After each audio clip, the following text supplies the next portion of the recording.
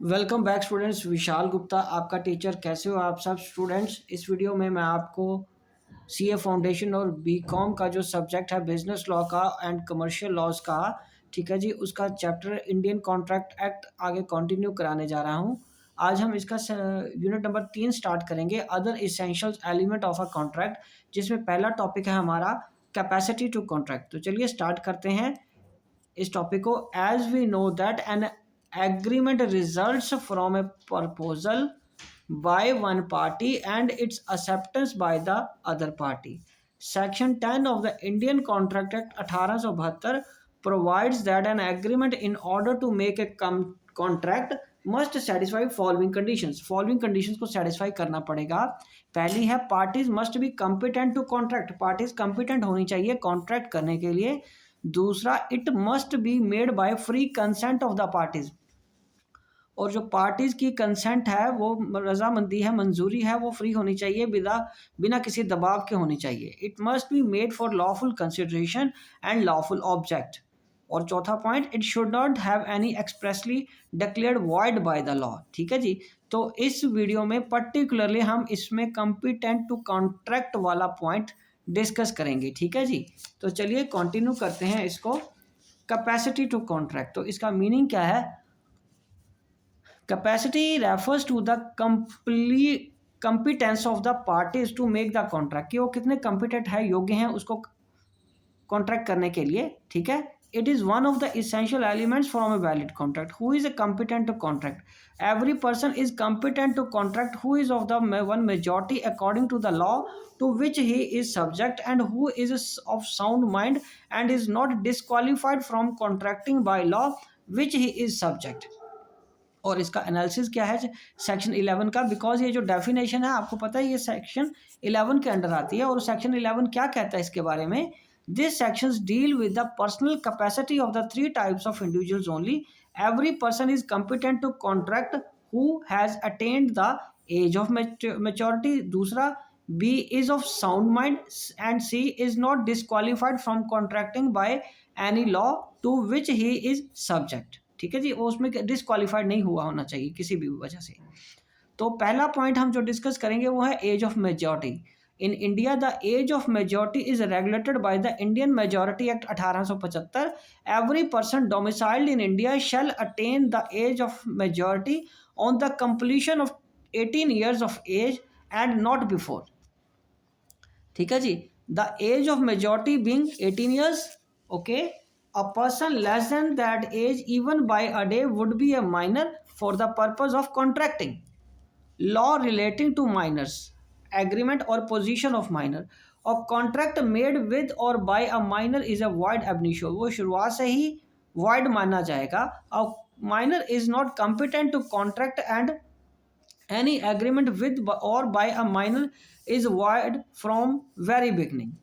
It is especially provided in section 10 that a person who is incompetent to contract cannot make a contract with the meaning of within the meaning of the act.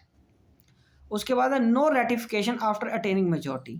A minor cannot ratify the agreement on attaining the majority as original agreement is void ab initio and a void agreement can never be ratified. Right. तीसरा, minor can be beneficiary. Minor एक beneficiary हो सकता है और सिर्फ उसको benefit ही मिलेगी out of contract. The minor is not a competent to contract, nothing in the contract act prevents the minor from making the other party bound to him.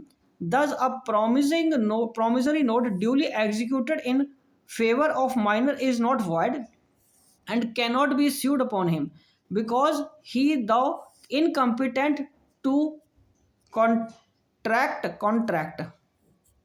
ठीक है। मे येट एक्सेप्ट अ बेनिफिट। ठीक है, उसको benefit मिल सकते हैं उस contract के। A minor can not become a partner in a partnership firm, however he may with the consent of all the partners be admitted to the benefits of the partnership. A minor can always be pleaded minority. वो plead कर सकता है कि वो minority में है। A minor can always plead in minority. हाँ, वो अपना केस रख सकता है चाहे वो माइनर भी है। And is not stop to do so even where when he has taken any loan or entered into any contract by falsely representing that he was a major। ठीक है जी। rule of estoppel cannot be applied against a minor. It means he can be allowed to plead his minority in defense.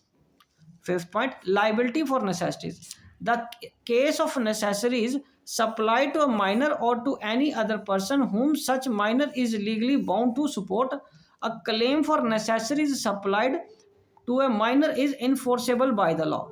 But a minor is not liable for any price that he may promise, and never for more than the value of the necessaries. There is no personal liability of the minor, but only his property is liable. To render minor's estate liable for necessaries, two conditions must be satisfied. पहली है, the contract must be for the good reasonable necessary for his support in the station in life, ठीक है,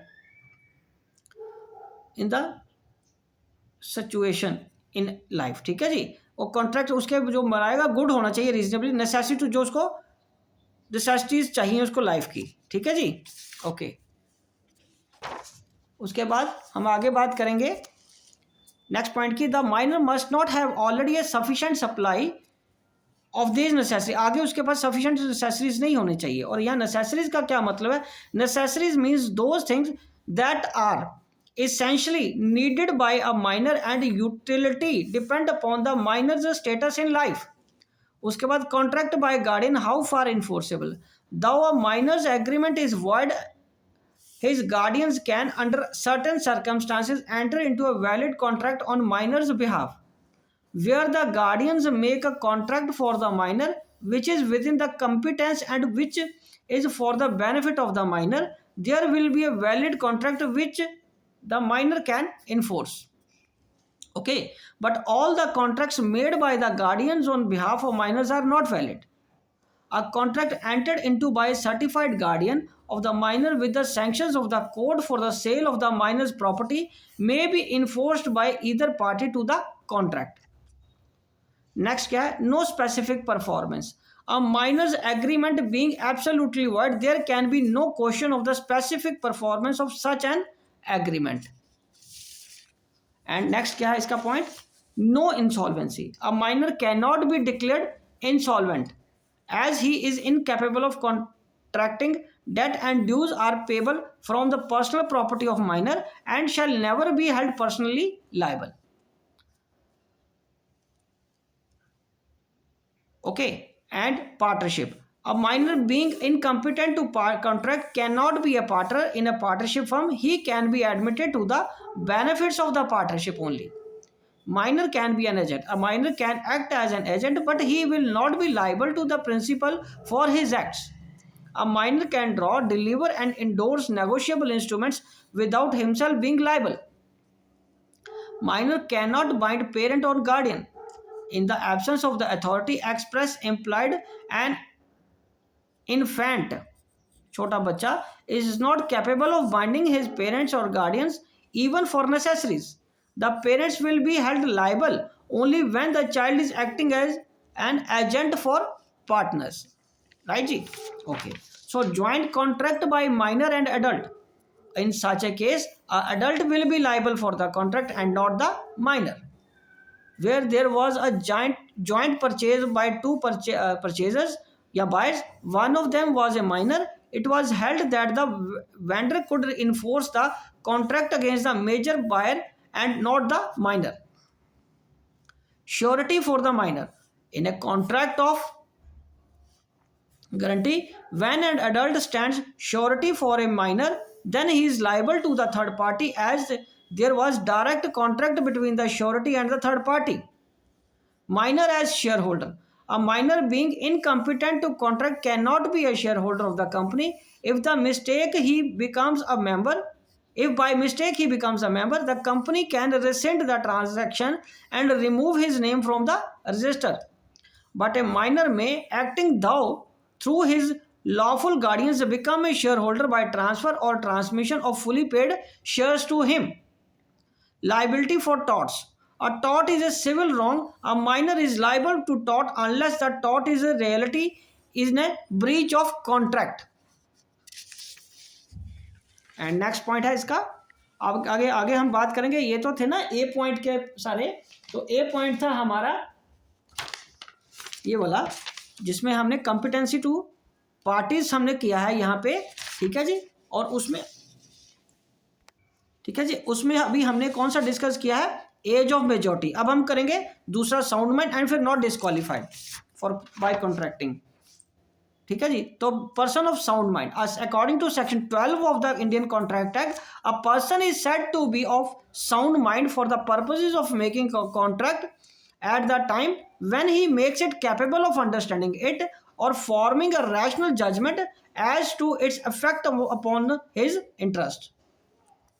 A person who is usually of sound mind but occasionally of sound mind, usually तो वो unsound mind का है but वो कई बार sound mind का हो जाता है, मे मेक ए कॉन्ट्रैक्ट, वो एक कॉन्ट्रैक्ट बना सकता है when he is of sound mind, जब उसका दिमाग ठीक चल रहा हो।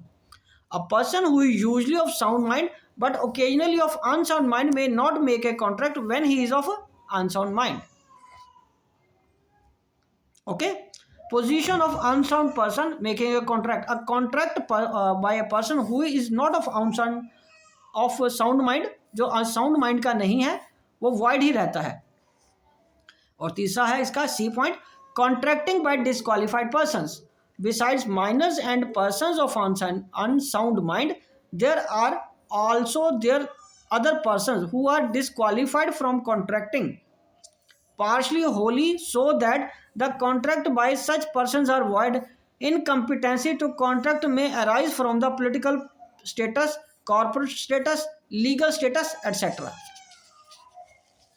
and the following persons जो फॉल करते हैं इस कैटेगरी में वो है फॉरेन सोवेनर्स and ambassadors, alien enemy corporations, convicts and insolvents etcetera, इनके साथ हम कॉन्ट्रैक्ट नहीं कर सकते। तो गाइज ये टॉपिक यहाँ पे कंप्लीट होता है। आई होप कि आपको समझ आ गया होगा, ठीक है जी। अब ये जो नेक्स्ट टॉपिक है हमारा फ्री कंसेंट, ये मैं आपको अगली वीडियो में कराऊंगा, वो हम नेक्स्ट वीडियो में करेंगे। उसका टॉपिक का नाम क्या है, फ्री कंसेंट। तो गाइज आप मेरे चैनल को देखते रहिए, सब्सक्राइब करना ना भूलें और वीडियो से अपना कोर्स कंप्लीट करते रहिए। ओके जी, डन।